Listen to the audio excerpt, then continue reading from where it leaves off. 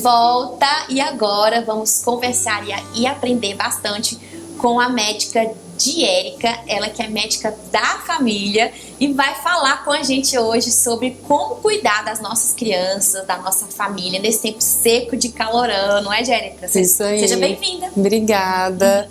Bom, hoje a gente vai começar aí um papo sobre esse tempo que está prejudicando a maior parte das crianças, né? Dos adultos, da família em si. Todo mundo tá sofrendo, né? Todo mundo tá sofrendo com esse tempo. É verdade. Então, já começando aqui a te perguntar o que a mãe que tá lá em casa assistindo a vovó ou papai, o que eles podem fazer para amenizar o sofrimento das crianças nesse tempo seco. Mas antes de falar do sofrimento, eu acho que você pode pontuar como que a criança tá sofrendo hoje nesse tempo seco e de muito calor. Bom, eu acho que não só as crianças, mas eu acho que todo mundo em geral tá sofrendo muito com o ressecamento da pele e das vias aéreas. O calor excessivo, né? Tá superaquecendo o corpo. Então, a primeira coisa que a gente deve fazer nesse tempo, tanto para as mamães, quanto para os adultos, quanto para as crianças, para os idosos, é hidratação. A gente está tendo que melhorar a hidratação, aumentar a hidratação, beber mais água e estar atento a reconhecer os sinais da desidratação, principalmente em crianças e idosos, né? Muita gente só vai beber a aguinha ali, né, quando a boca tá seca. A boca seca, ela já é o primeiro sinal da desidratação. Olha, já? A gente pensa que tá com boca seca é sede, né? Não, viu, pessoal?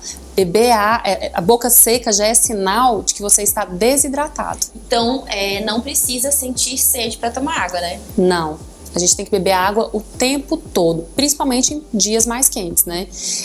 A média de hidratação, né, de água que deve ser tomada por pessoa é mais ou menos 35 ml por quilo de peso, né? Então você faz uma continha para descobrir o quanto de água você deveria tomar pelo menos. Então no tempo quente tem que ser isso e um pouquinho a mais, né? Entendi. Então você pega o seu peso lá, sei lá, uma criança de 15 quilos, vamos supor, vezes 35. Aí vai aparecer ali os ml, né? Isso, de líquido que tem que ingerir por dia. Então essa continha é boa, porque então assim, aquela ideia de 2 litros de água para adulto, né? É algo geral, né? É algo geral. É algo mais ou menos geral, mas cada um tem sua necessidade específica. Porque, por exemplo, se a gente pega uma criança na faixa etária de 7 anos que pesa 20 quilos e já tem um que é mais cheinho e pesa um pouco mais, o corpo dela gasta mais energia, né? É um corpinho que gasta mais energia, então ele precisa de hidratar mais. Muito bom.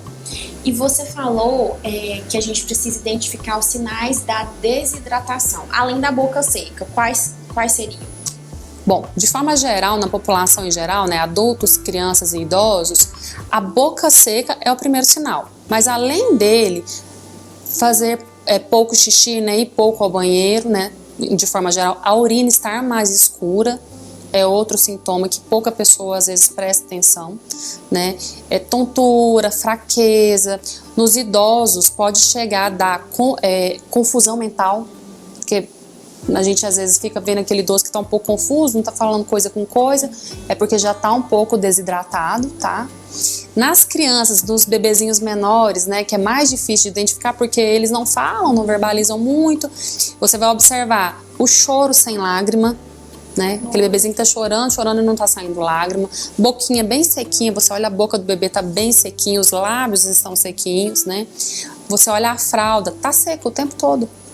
A troca de fralda ali tá 1 a 2 vezes por dia, bem pouco urina, aquela urina que tá saindo tá amareladinha. Às vezes ali no início já dessa desidratação, o bebê fica irritado. Se ele fica muito desidratado, ele já fica letárgico, né? Que é molinho, sonolento, já não tá acordando. Então esses são os principais sinais de desidratação. Olha só, gente, é importante então. Às vezes você acha que seu filho tá cansado, tá com preguiça, né? Nossa, tá tão mole, tá tão preguiçosinho hoje, né? E às vezes pode não ser, né? Pode ser que tá desidratado. Desidratado. Né? E aí, tem alguns casos que você fala que assim, água, né? Existe a água, mas existe o soro caseiro. Isso. Quais são os casos que você pode falar assim, nossa, nesse caso já tem que entrar com soro? Tá. quando a criança está extremamente desidratada, igual quando você olhou, tá pouco xixi, a criança tá letárgica, já molinha, prostrada, esse é um momento que às vezes a gente tem que entrar com soro, né? Na verdade, assim, o soro chama soro de reidratação oral, porque quando a gente transpira muito ou a gente desidrata muito, a gente também perde eletrólitos, né? A gente perde sódio, perde potássio, perde elementos que fazem parte da nossa homeostase. Então, a gente tem que repor também esses eletrólitos, né? Em alguns casos, em caso que a criança tá doentinha, né, que ela vai estar ali com diarreia, vômito, é um momento de entrar com soro. Mas só em caso de desidratação, às vezes só se for uma desidratação muito extrema, né? Que já chega assim, a criança tá prostrada, letárgica, já não tá alimentando, não tá bebendo água. Já é um sintoma já de doença mesmo, de gravidade. Aí é importante levar ao médico. É importante você levar ao médico. Não ficar em casa ali esperando não. Né? Perigoso. Quais são os alimentos que você orienta a consumir nesse tempo seco? Bom, nesse tempo seco, né, quente demais, ninguém consegue comer uma comida muito quente, né? Então o ideal são alimentos leves, né? Que são as frutas, as verduras, ricas em água. Por exemplo, a melancia. A melancia é uma fruta muito rica em água. Então, ela é uma fruta ótima para colocar no lanchinho da criança, para introduzir entre as refeições ou como sobremesa. Melão, laranja, a mexerica. São alimentos muito, muito aquosos, né? Eles têm muita água na composição. As verduras. A gente tem o pepino, que ele é bem fresquinho, né? Tomate, folhas em geral, agregar durante o dia, além da água, outros líquidos, suco natural, chá gelados, água de coco, que é ideal. Ao invés, às vezes, de fazer uma refeição muito pesada, arroz, feijão, faz aquela salada fria com macarrão, que já coloca tudo junto ali, é uma boa opção de refeição. Legal, muito bom. E também toma cuidado com o sol, né? Tem que tomar cuidado com o sol. Bom, a gente já sabe, né, que a exposição solar ela pode provocar as queimaduras de pele, né? A nossa pele é o maior órgão do corpo.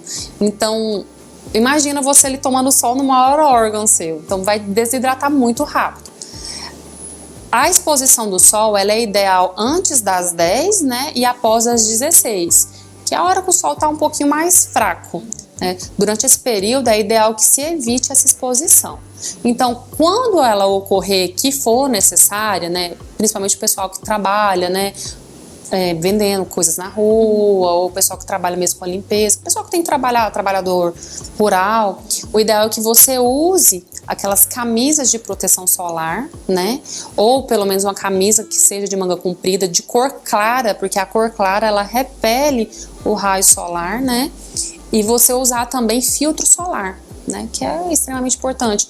A proteção física do chapéu, do óculos escuro.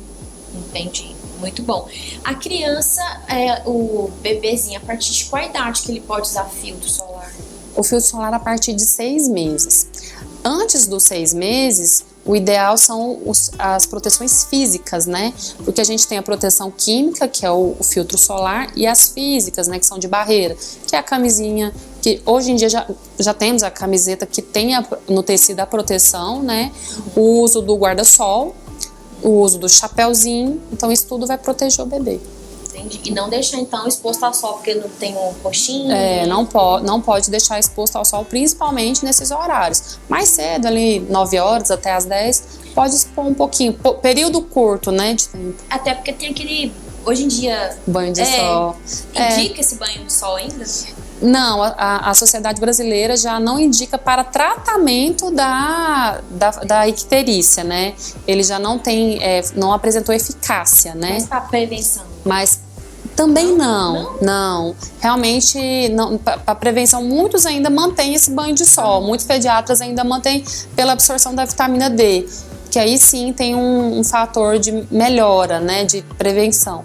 Mas aí ele já não é mais indicado, não, como tratamento. Então os bebezinhos que estão nascendo por agora não precisam mais ficar lá naquele banhozinho de sol, só de fraldinha, assim? Pode pode manter pelo aumento da vitamina D, porque a vitamina D ela é orientada a dar a partir do 7º dia. Todo bebê tem que fazer a suplementação de vitamina D via oral, 200 UI por dia. Em casos comuns, né? Tem casos que tem uma dosagem maior.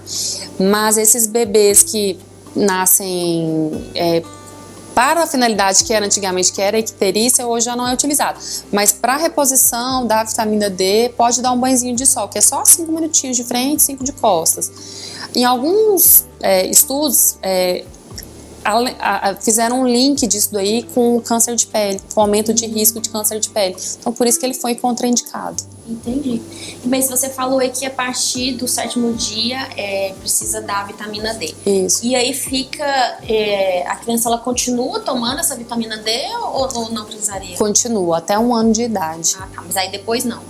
Não, e depois de 1 ano de idade, não. Não precisa? Não. A não ser que tenha uma deficiência. A não ser que tenha uma deficiência. Entendi. Ah, interessante.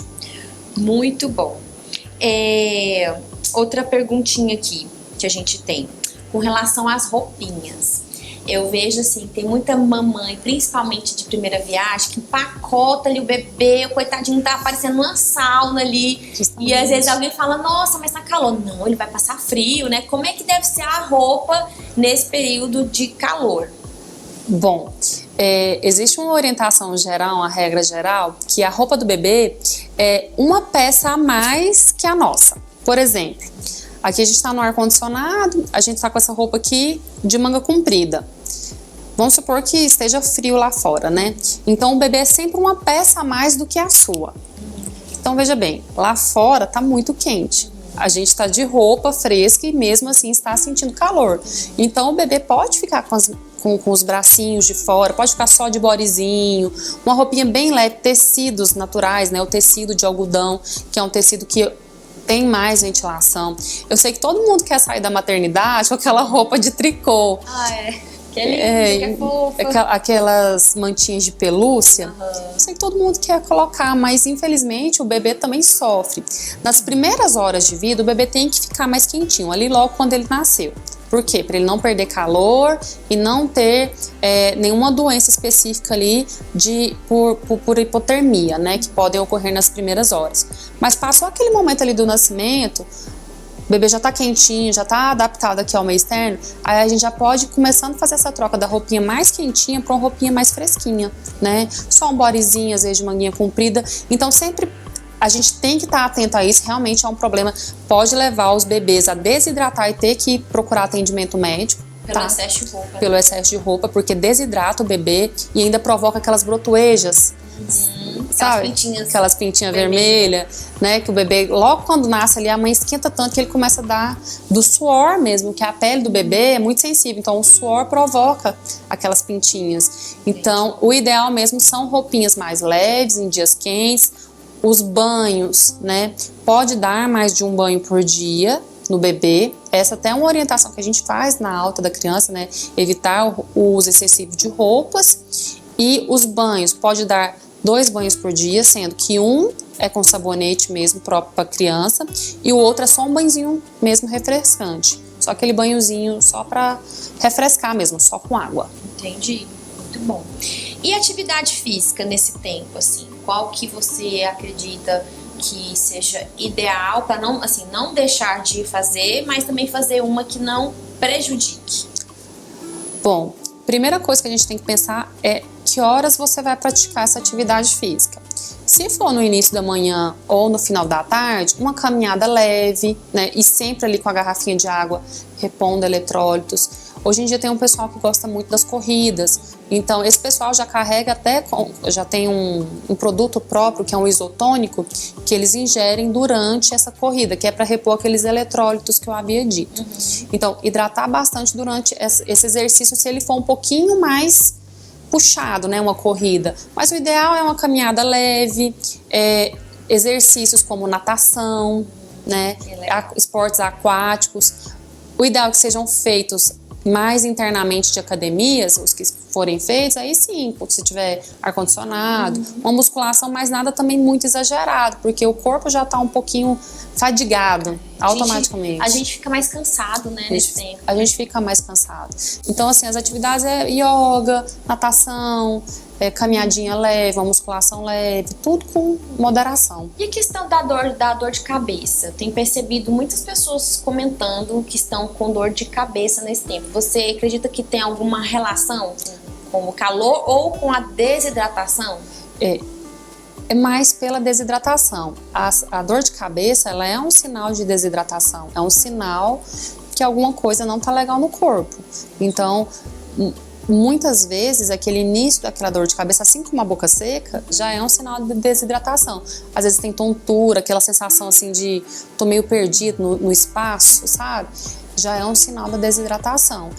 Agora, se a pessoa tá andando no sol quente ali muito tempo, né, às vezes a própria incidência do sol na cabeça pode provocar ali uma alteração na circulação e pode provocar isso. Porque até a própria criança pode falar, né, mas eu tô com dor de cabeça. Isso. Né? Então aí a primeira opção é oferecer mais água. Isso, oferecer mais água.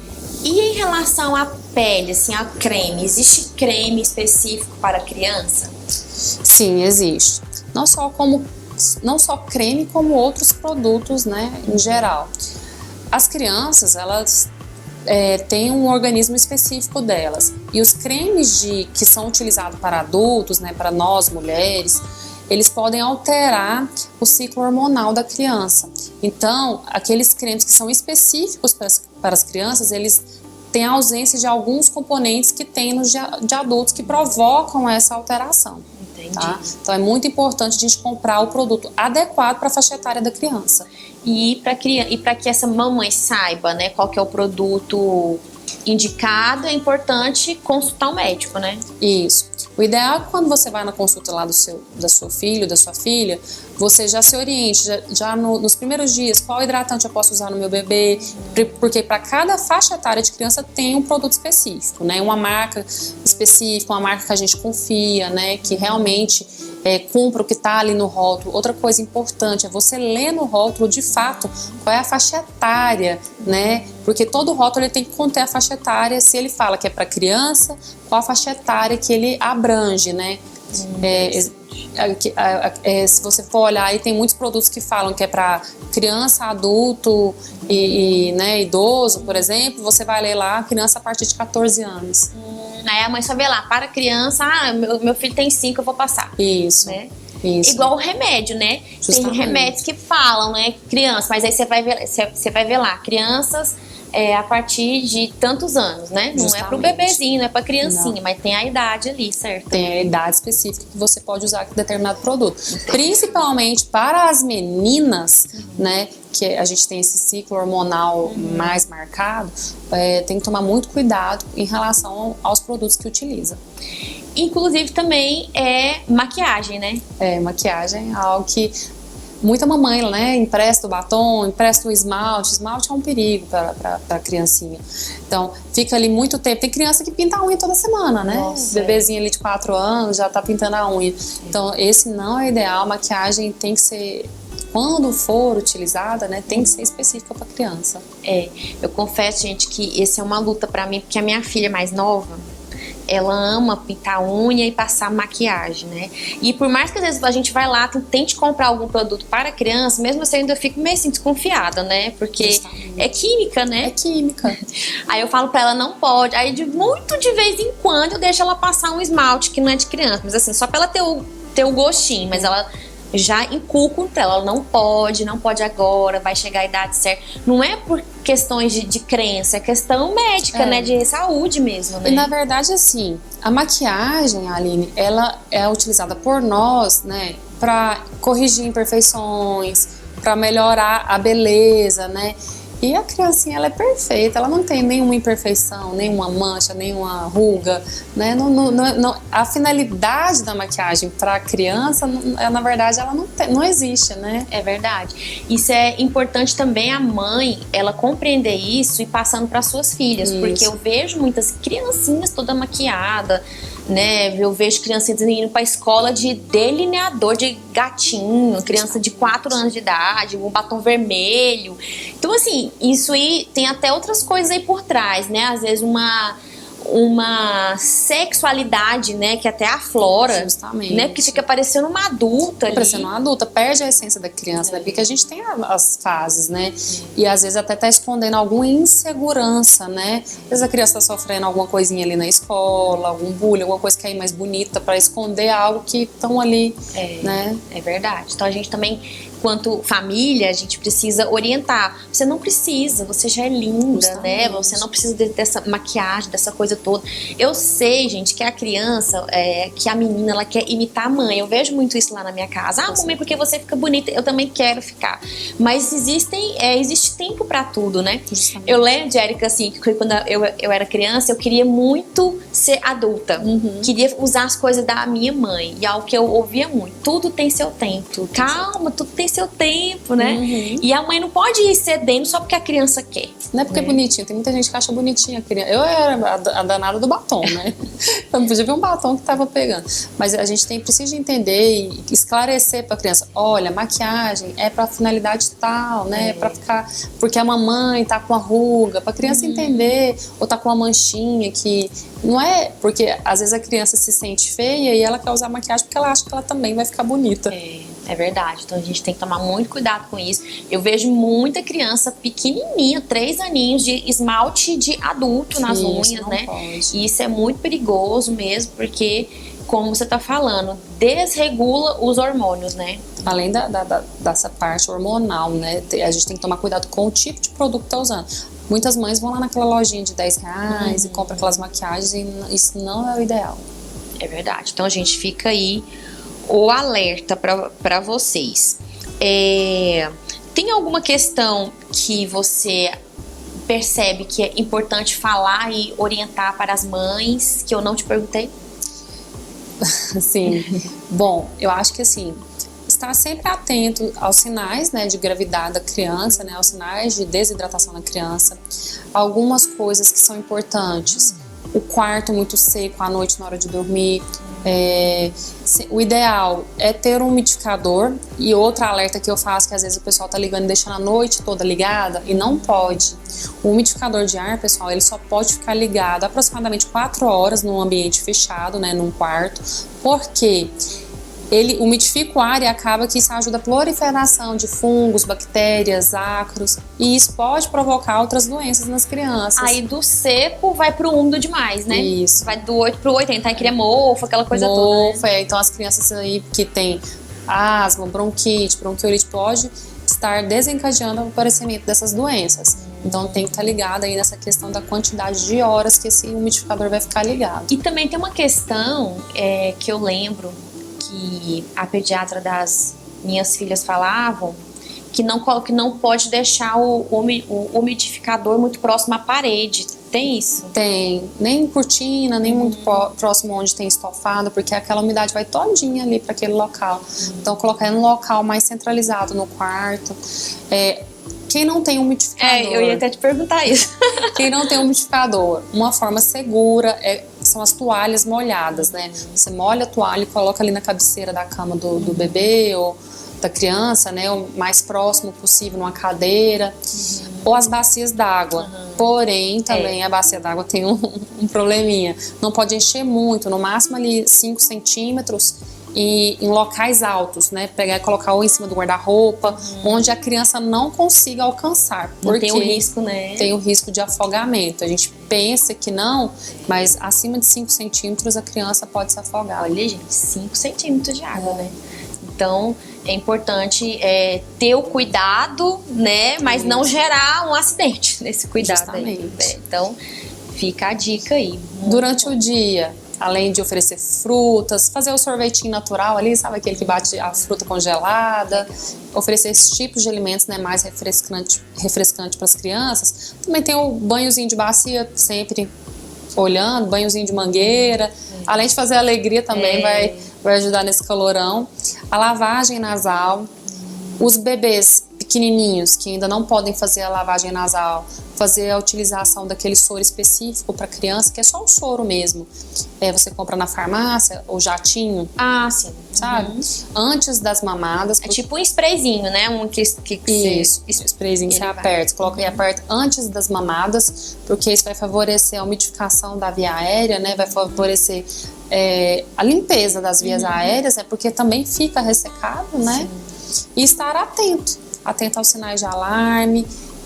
Em caso de desidratação grave, procure o médico assistente, que seja no postinho de saúde ou que seja o próprio médico da família, né? Já assiste a família. Estará atenta a isso. Muito bom. E a mamãe que está em casa, que quer receber uma orientação sua ou quer tirar dúvidas, onde que ela encontra você? Bom, eu atendo, né, lá no Hospital São Judas Tadeu, e que fica ali no Parque Anhanguera. Aqui em Goiânia. Aqui em Goiânia. Mas para quem não mora em Goiânia, você também consegue atender? É possível? A gente tem a modalidade de consulta online também, pode estar procurando a minha secretária, posso deixar o número do telefone? É 629-8438-0510, tá? É só agendar com ela. A gente tem essa modalidade de consulta online, ou pode estar me procurando lá no Instagram também, para tirar dúvidas, tá? É @doutora Diérica Costa, pode me procurar lá, eu sempre respondo as mamães por lá. Muito bom, gente.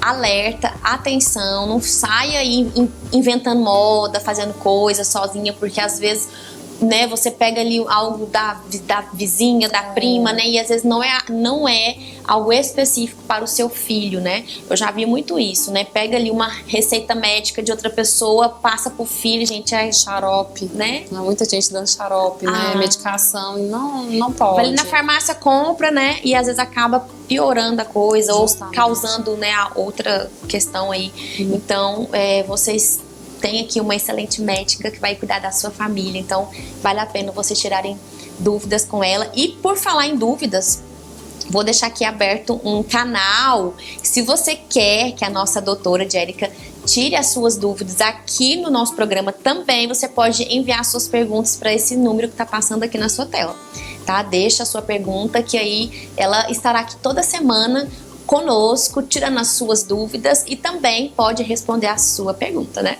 Isso aí, tô aguardando. Muito bom, obrigada, viu, doutora? Mais uma vez. Então, a gente se vê já, né? Tá. Toda semana ela vai estar aqui com a gente, viu, gente? Então, aproveite, faça as suas perguntas e siga ela lá no Instagram também. E você não sai daí, que temos muito mais no programa Em Família de hoje.